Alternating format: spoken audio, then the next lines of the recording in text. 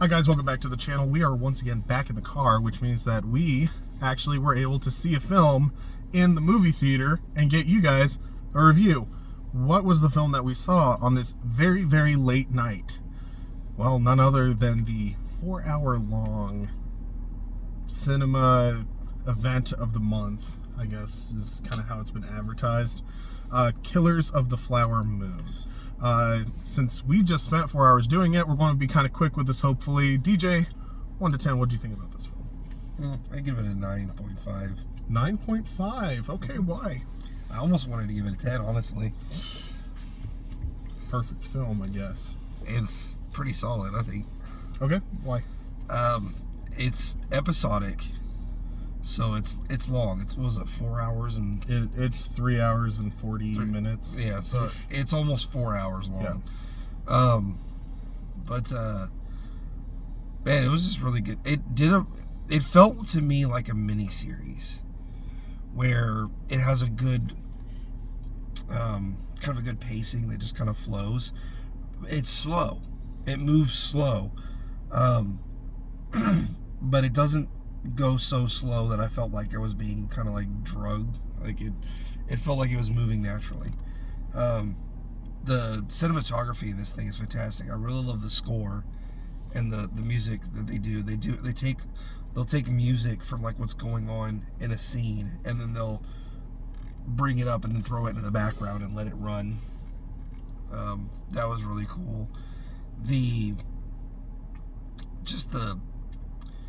plot is really good, and so is like the tension is just high throughout the entire freaking film. And the acting is just,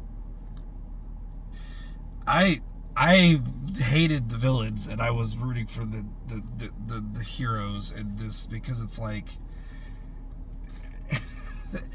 we get into sports, we could talk more about like characters and stuff, but when it comes to like what's going on in this film,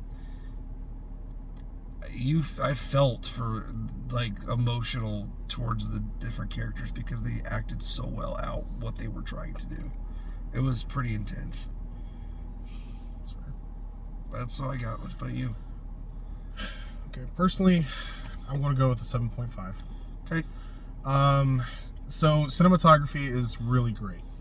The direction is great. The acting is really great. But man, it's long. And it feels long. Didn't for me. I couldn't get really absorbed into it, you know? Like, I don't know if it was just like me or something like that. Like, we were talking afterwards, and I don't know if she wants her name on there, so, but she was also agreeing with me that she didn't get absorbed either. So I was like, we both had like a similar idea. We were like, 7.5 is pretty fair. So, but yeah, so it feels really, really long. The pacing can be really, really great, and then it just has a really long dry spells. Halfway through the film, it almost felt like, I don't know if this is just like a personal thing. It could really just be a personal thing, but about halfway through the film, I started actually thinking about the scenes that were just being presented and going, this could have been taken off. This could have been left. This wasn't necessary. This is a weird recap. This is a weird... And so I got into this mindset of just like, man, it's 4 hours. Like, it's long. It's overly long. And it doesn't help that this doesn't have an intermission. It's almost 4 hours long, and there's no intermission, so it was just a little too long. That's like my big gripe about it, is it's too long, and I feel like the female lead was good. Like, her acting was really good. I think is just an issue with the script. She felt too passive. That's just kind of my gripe. So, yeah, I don't really have anything else to add. I mean, like I said, cinematography is solid. Direction is solid. Acting is solid. It's like, this movie was amazingly shot. It's boring. Hit the nail on the head. It's amazingly shot. It gets kind of boring. The story in and of itself is so important, and it's really a great story. Like, it needs to be told. It's just, boy, it's long. There's a lot of stuff that could have been cut out of it. I'll get into spoilers where I could talk about that, and that is actually the only thing I would complain about is I didn't feel the overly longness as bad as you did, but I did see things that didn't need to be there. Like stuff that was like, well, that could have been cut out. That could have been cut out. That could have been cut out. That could have been cut out. Because it didn't add or take anything away from what was going on. There's moments where there's this stuff where it gets a little slow, but what's going on helps build tension or is going along with what's happening. But there's a few scenes that don't really add, and if they hadn't been there, it would have been fine. I'll get to those in spoilers, so we can go ahead and move on, I guess. All right. So yeah, that's kind of what we have. One of the things is that this film, I really hope that it does well, just because it is shot really well. It's a very well done movie. I'm not going to lie, though, if you watch it at home, it's probably for the best. Because if you need to go, you can just pause and go do your own thing, refresh your snacks and things like that. It is hard to sit in the theater for 4 hours. So, recommend at home. All right, spoilers. Spoilers. I cannot believe that about halfway through the film, Brendan Fraser appears, and not only is he there as the great defender himself of the murderers, but of the Osages themselves, and he goes on a murder spree to bring down this terrible ring plaguing the Osage Indians. He is the killer of the Flower Moon. Brendan Fraser comes as the killer. Brendan Fraser did a really good job of that. Okay. He did. All right, so one scene that actually kind of detracted a little bit. There was a scene where they were all the natives were all sitting together, and the guy was giving the speech. Mm-hmm. You could tell he's not an actor. The guy, like they worked with like the tribe themselves, and so these people weren't actors. They were actual tribe members, and he was giving a speech, and it was like really. It was like kind of a powerful message, but the guy didn't. You could tell he was kind of struggling to deliver it. Yeah, and it takes a little bit away from it. That's kind of unfair because the guy is not an actor. He's just. But it's like if it's going to make it look bad, it almost would have been better if you just left it out of the film. I think he left it for the powerfulness of it, I kept getting into it, but his delivery would kind of break, and he would. It was like when the scene would kind of cut. Yeah. It feels like it was kind of put together. Like it was, I don't know if it was or not, but it's such a long speech that you can tell that he starts losing the focus of it. Yes. If it's a natural he speech, starts repeats himself, and he gets a little lost. I think it comes across a little bit real life isn't real, where people do when they speak, they might mumble or misstep, but in a film, when you're trying to deliver this powerful message, it gets lost because it's just kind of mumbled out. Yeah, and they keep cutting away to show what's going on around it that matches to what he's saying, and that's really powerful, but his words come across kind of like he's just not well spoken, and so it comes across a little rough. And well, it's also a clearly scripted speech. Yes. And so he doesn't have the power behind it of an impassioned leader. Yes. Speeches need to be performed with a certain level of passion and being in the right mind space. Not his fault. Probably not a professional actor, like you said. Yeah. He's very clear spoken, and he gets all the points out. It's just the passion's a little. It comes across like he's reading it off a teleprompter, and that's kind of how I felt. Like it felt like he's reading this off of a teleprompter, and the speech itself and all the stuff around it was powerful, but it detracts a little bit from the powerfulness of the scenes and everything going on when it's showing like what they're going through, and it's flashing and showing the murders and stuff as they're describing them. It's flashing back and showing some of the murders as they happen as he talks about them, and he's like talking like this, and then so and so got murdered, and it was so bad and terrible, and you're like, okay, you're losing me a little bit, and that one was kind of rough because it was meant to be so powerful, but it ended up kind of pulling me out a little bit. The other thing, now when it comes to like scenes, they repeat scenes a lot. They do flashbacks to the murders like 18 times, and then there's when the FBI is going and finding all the guys, and some of those are really interesting, but then some of them don't really matter to what's going on. There's a few scenes with Ernest where, like when he's watching the fire, that goes on for like what seems like 10 minutes of the fire outside. Those scenes could have been cut back a little bit. A lot of them were done for effect, and they do it, but the effect starts to wear off a little bit because the scene's writing just a little too long, and you start losing a little bit of investment. Now, I was so interested in what was going on, I held through them, but I can see you getting lost in those moments. Like, you're like, here's a moment, here's a moment, here's a moment. That's why I give it, if it had been cut a little better, I think I would have given it a perfect 10. It's that 0.5 I cut back is because they left a lot in here that should have been cut out of the film. It doesn't really pull you in or push you into what's going on. The acting does that alone. Like the tension between Ernest and his uncle, because he's doing his bidding, he's doing whatever he wants, and then him and his wife because he's hiding stuff from her. This stuff builds tension really well.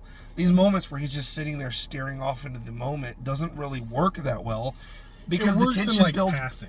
Well, yeah, but the problem is that it lingers and it goes on, and you're like, you feel like you're going through his entire situation in real time, and it could work if it was like 1 or 2.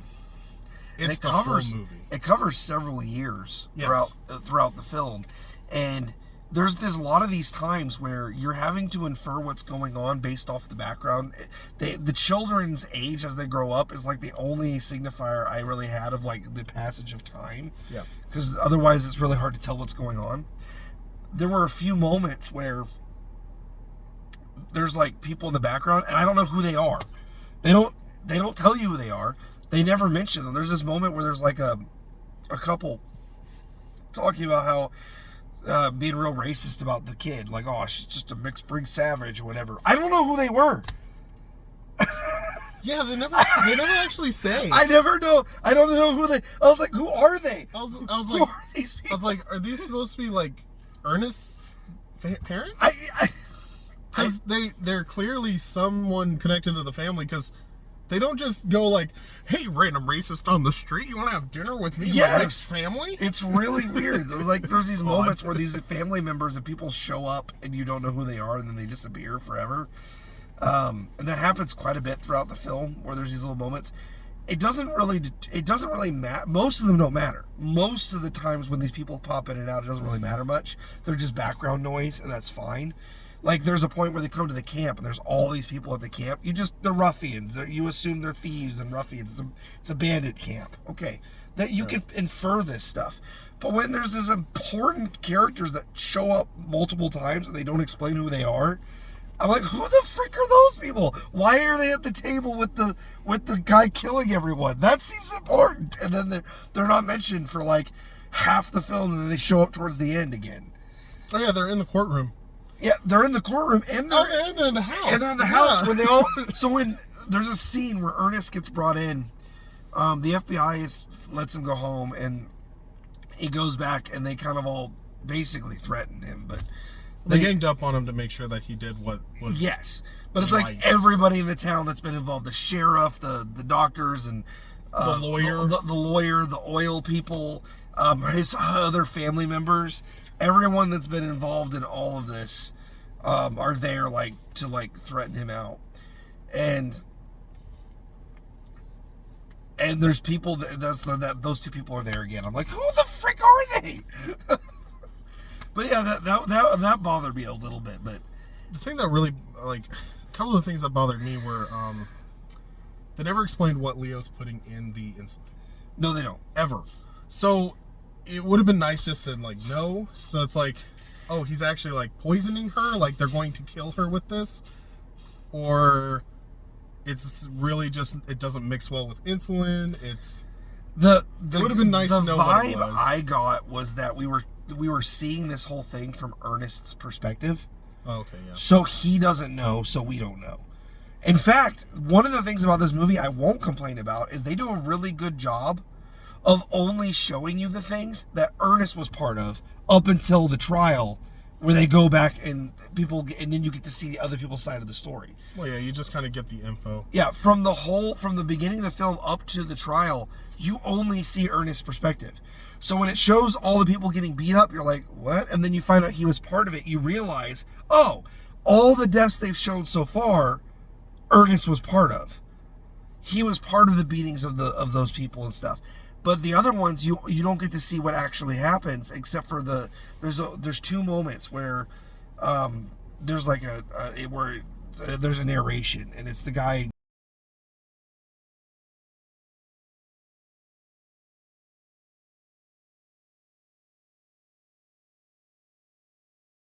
earlier on with their side of what they did, or who they were explaining to Ernest, to whoever, and then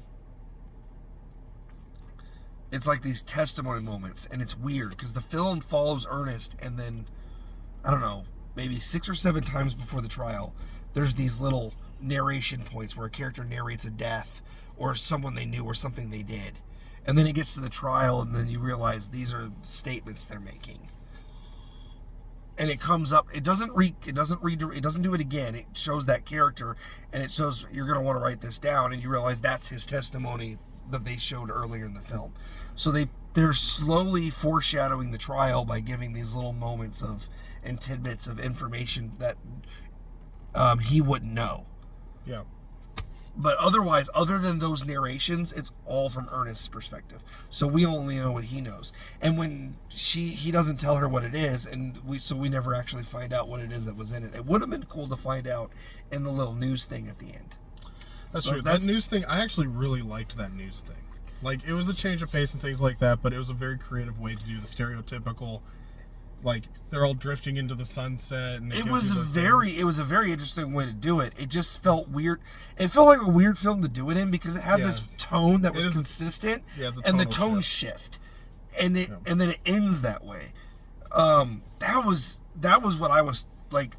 I actually thought it was a cool idea. It just juxtaposed really weird against the film that it was in. If they had started it like that. Yes. If they'd have started it like that, then finished like that, it would have been less jarring. That I could have been behind. It was just really jarring at the end. That would have been a better way to do something like, what was that? The Meteor one, the Asteroid City. Asteroid City, if they'd have ended it with that little news thing, actually would have been more fun than the one they No, they were like all snapping their fingers and. Oh yeah, no, you're right. Oh yeah, I forgot about that. That's the acid trip ending. Yes, this would have worked better for that. A film like that. But yeah, if they'd opened it with this, like, let us tell you the story of the whatever murders, and then it went into the whole thing, and then it ended that way. But that also may not have been as hard and open either. It's true. The movie kind of changes tones as Ernest gets older, and you see the things shifting. It starts out almost kind of like a who done it, who's really going on thing. Turns into a mobster film, basically. About a quarter of the way in, it's straight a mob film. And then the end of it is like the trial and all that stuff going on is almost like it's like a weird coming of age thing where like Ernest is like realizing what he's done. He's getting his conscience for like the first time, and you start seeing all the relationships and everything break, and then the newsreel comes in and just says matter-of-factly, Ernest hung out with his brother in a trailer park and until he died in the 60s. Yeah, that was such a lame ending. Yes, like it's real. Like, obviously it's true story. You can't really pick these things, but man, like. Some of the characters and like some of the people's endings, you're just like that I actually kind of liked, like, because it's real. Well, it's real, but it's like you're sitting there and you're just like, wow, that is oof. But that's why I almost like. I used to think it was kind of tropey where they're like, this is what happened, and it just shows the picture of the person. Here's his real life story. But that's because in a lot of films they're kind of uppity. This one's kind of a downer. I feel like that would have been a better ending for this, because it would have been, it's unceremonious the way they went. They got all this fanfare for that little thing, and then it's like the worst way for them to go. Mm-hmm. And it's like, she dies without the murder, a mention of the murders, with another husband. Ernest lives in a trailer park with his brother. And it's said like till the 60s. Like that's insane to me. Like, you're thinking like this kind of mob justice nonsense, like, and then he just lives out his life till the 60s in a trailer park and the uncle basically gets out in 20 years and then dies shortly after. Yeah, dies shortly after. But he had good relations with the people he screwed over, which was weird. No, that was like, he wrote letters to them. Yeah. No, he wrote letters to them, and other than the fact that he was banned from being there, he still visited, and people still saw him as an upstanding member of the community. He was right. He was right. Like, he gives the speech where he's like, they'll forget, and then it'll all be over. And he was totally right. Like, that's exactly what happened. People forget. And the Tulsa riots actually show up in this, which is actually pretty cool, because it's a good, like, homage to what's going on here. And it's a similar situation where, you know, a decade later nobody remembers it. Like, it just doesn't, it's just lost to the annals of history. And these events like this, like, there's a lot of stuff like this that happened all throughout the country. There were little movements of people who took it into their own hands to take control of whatever situations they could in the worst way possible. The gold rush was a lot similar like this, where like this town like got really big because of oil. Yep. And people flocked to it because that's where the money was. And there's all these scenes where you see people like, please buy this car for me. Oh, I need, you know, and they're taking advantage of the people, but that's what people do with the rich. People who are loaded, they come and they just get whatever I can grab from it. And the gold rush was the same way. Even the people who didn't pay on the gold or get the gold, they would start a saloon, or a town would build around them, and they would try to get whatever they could out of the people who found the gold. Yep. Bleed them dry. Pretty right? much. And that it's just basic greed and turn into the uncle was willing to turn on his own nephew, and he virtually basically threatens him. And it just kind of goes right over his head because he's just not very bright.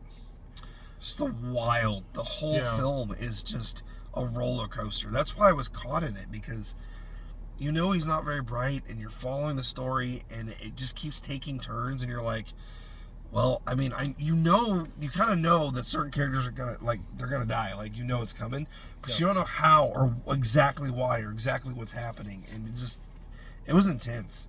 It was really intense. The only final gripe that I have about the film is Leonardo DiCaprio is a great actor. He's well suited to this role. He is not the right age. He's just too old. He's too old. The entire time they covered it up by making him like a war veteran, where he's like messed up, like his stomach is messed up, and he's kind of like surly, so he hangs low and he's hunched a little bit, and his face is all messed up.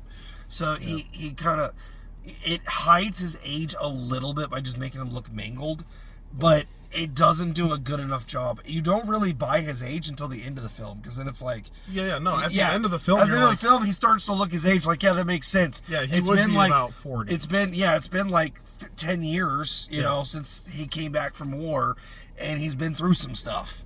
Yeah.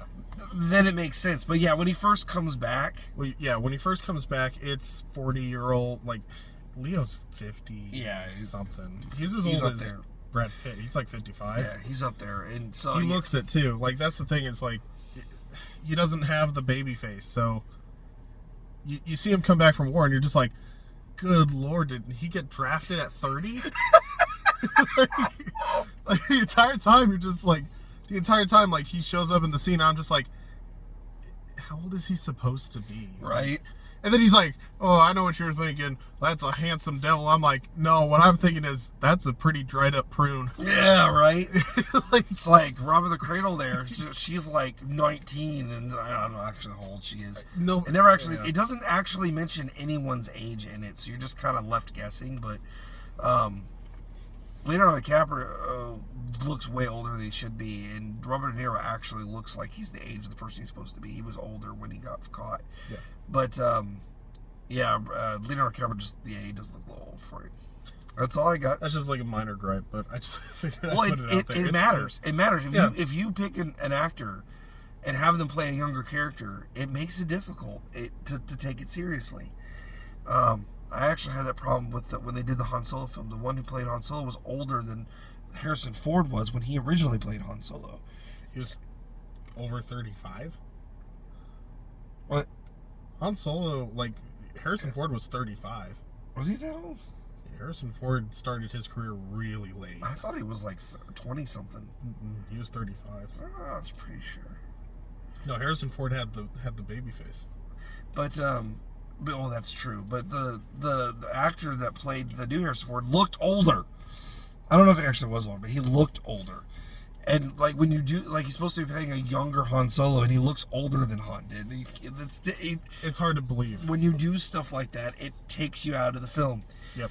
Immersion isn't always as important as people make it out to be, but for a film like this, I think it is, because this film is meant to emotionally pull you into the plight of the people that are part of this, because it's a historical thing that actually happened.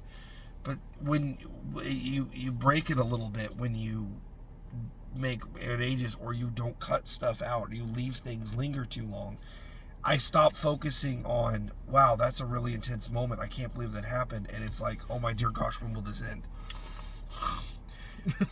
That's how I felt half the film, though. It's like, you got to be careful. That line is close, and like directors will be like, it's got to be 4 hours, and it's like, if you have a 4-hour film, you better have a darn good reason, because even the Lord of the Rings extended cuts, people didn't feel it was worth the 4 hours in the theater when they released it back. Like, people did it because you had to do it, but everybody hated it. You gotta be careful. You have to be careful with really long films. And the other thing is, if you're going to do a long film, have an intermission. Yes. Like, literally, like, Gone with the Wind is a classic. It won a bunch of Oscars. It's a great film. I've seen it once because it's 4 hours long. But that intermission comes at the right time. Dr. Zhivago has an intermission in it. It's 4 hours long. The Lord of the Rings films, when they released them in theaters, had intermissions. This one had a good spot for an intermission too. Had a few good spots. It did have a few good spots, but like one of the best ones, right before the federal guy comes in, like literally just hint at it and then just be like, intermission. Yep, that would have been a good spot for it, and it would have been a good break between the two. It would have been a good juxtaposition between like the shift. Mystery and then the investigation slash. Yeah. Yep. All right. Yep. Anyway, we talked a little longer than normal, but it's such a long film. To be fair, this is the one review that makes sense to be long because it was a 4-hour movie. Yes. Okay. We are moving into the end of the year. A lot of films have been delayed just because of the writer's strikes. Like, I keep saying it, but just if there's a week where we don't have a review, we're going to try to have something in between, but just be prepared for that. There should be a couple of good films coming out, it seems like, to wrap up the end of the year. So, some things to look forward to. Speaking of things to look forward to, we are in the process of scheduling out the rest of our things. So, if you like our reviews, you probably will like our podcast, our cinema rebooted, our curb stomps, where we make fun of bad films, rewrite them, and make them more entertaining, and our cinema revisited, where we watch old films. And we're in the middle of a series right now watching the Universal monster movies. So check those out if you're just here for reviews. That's perfectly fine. We do them every week, but we do have other things to offer you, and they're going to be coming out more regularly next year. Speaking about things that come out regularly, we have articles, box office reviews, and memes and things like that we put on our Facebook page at Entertainment Rebooted. Otherwise, we will see you guys in the next video. Thanks for watching.